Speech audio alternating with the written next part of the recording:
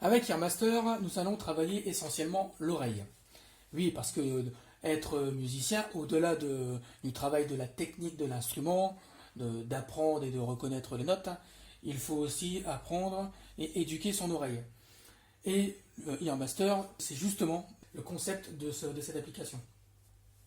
Alors vous allez apprendre à reconnaître des notes, vous allez apprendre à reconnaître des intervalles, vous allez apprendre aussi à reconnaître des rythmes. Et donc il faudra apprendre à chanter, et pour les rythmes, on va apprendre à les frapper. Alors, sur l'application ou sur le logiciel que vous aurez sur votre ordinateur, eh bien, là j'ai un exemple de rythme donc à frapper. Vous avez des mains ici, voilà. Là il suffit de cliquer sur votre écran et voilà, il suffit de jouer de jouer l'exercice. Vous avez la possibilité aussi dans les options, au lieu de frapper sur l'écran, de faire apparaître un micro. Voilà, je mets le microphone. D'accord, c'est dans les options. Hein. Dans les options ici à droite. Voilà. Vous avez tout un tas d'options et dans la saisie des réponses, c'est là que vous faites votre choix. Soit donc vous avez un microphone et vous utilisez donc vos mains et pour faire l'exercice, ou alors donc vous faites la saisie rythmique. Et donc là cette fois-ci il faudra cliquer avec la souris sur votre ordinateur ou alors taper sur votre écran. Alors là je vais utiliser le microphone. Voilà. Tac. Voilà. Alors je vais vous montrer un exemple avec pour la saisie rythmique. Donc ce sont des exercices que j'ai créés pour ma classe de percussion. Alors mon module s'appelle le système binaire et je commence avec les croches. Alors je coche les croches. Vous avez sur votre gauche une petite explication et à droite un exemple. Alors ce qui est intéressant, c'est que l'exemple, on peut l'écouter. Et l'exemple, donc bien souvent, ce sera le premier exercice à jouer. Voilà. Donc là, on entend voilà, les claquements de main, voilà. Ensuite, voilà, vous cliquez sur commencer.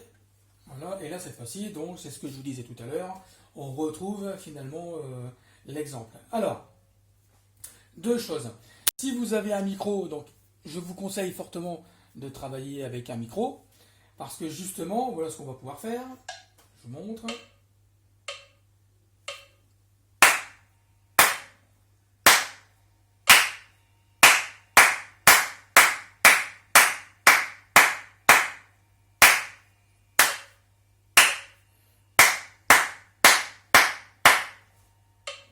Voilà. Donc là, je l'ai fait avec mes mains. Mais ce qui est intéressant pour les percussionnistes, c'est qu'on peut le faire avec notre instrument. Voilà, donc là je vais le faire avec une caisse claire, je vais le refaire. Voilà.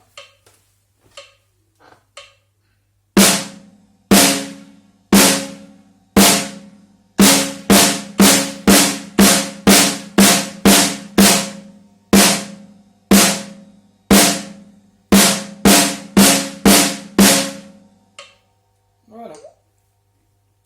Donc là c'est intéressant parce que justement cette fois-ci on va pouvoir associer l'instrument et le solfège. En général on est certainement plus motivé à jouer son instrument. Donc voilà, vous pouvez faire vos exercices avec, donc là je l'ai fait avec la caisse claire. Voilà. Alors ici, comme je vous le disais, vous avez plusieurs options. Donc là pour mes élèves percussionnistes, vous avez une liste de leçons, vous avez 10 leçons.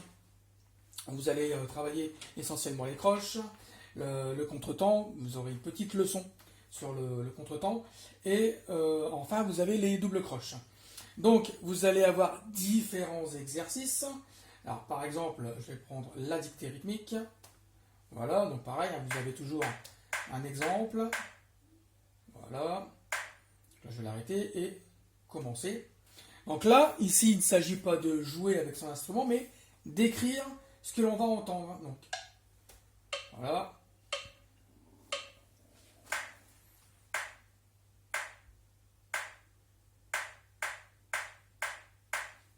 Voilà.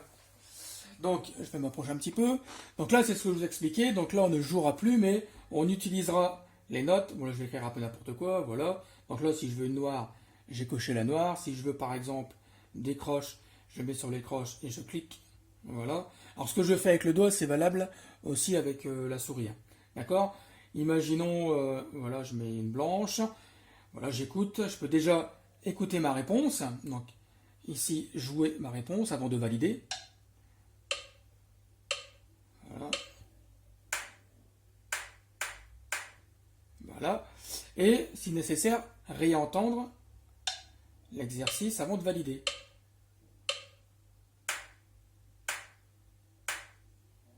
Voilà, donc là, on peut s'apercevoir que, effectivement, ce que j'ai écrit, ça ne correspond pas.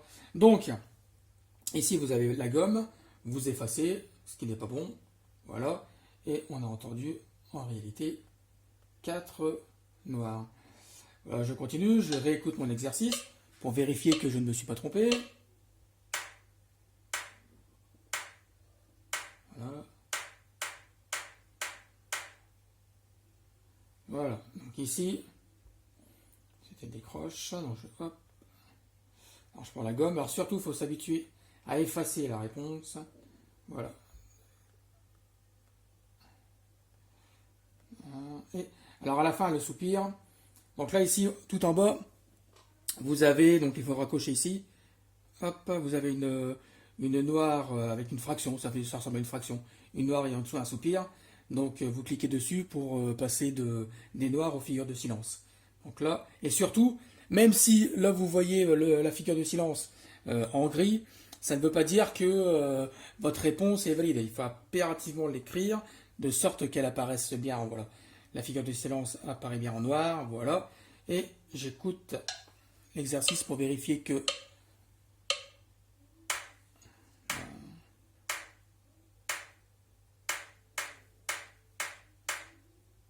Voilà.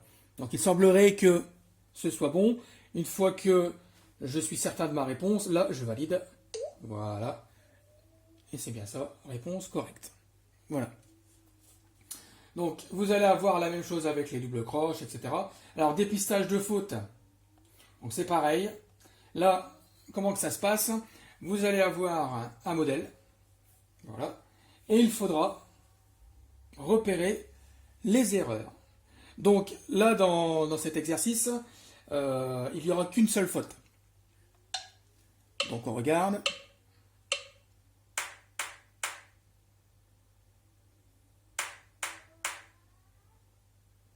Voilà.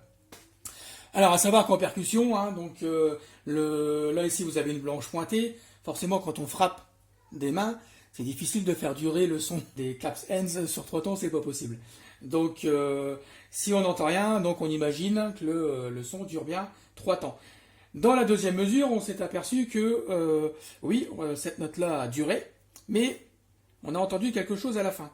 Donc ça veut dire que l'erreur ici se trouve à la fin. Ce n'est pas une blanche pointée en vérité, c'est une blanche, et on a entendu un seul coup, donc une noire. Donc, 2 solutions. Soit vous réécoutez le modèle pour être sûr que vous avez bien repéré votre erreur, enfin l'erreur.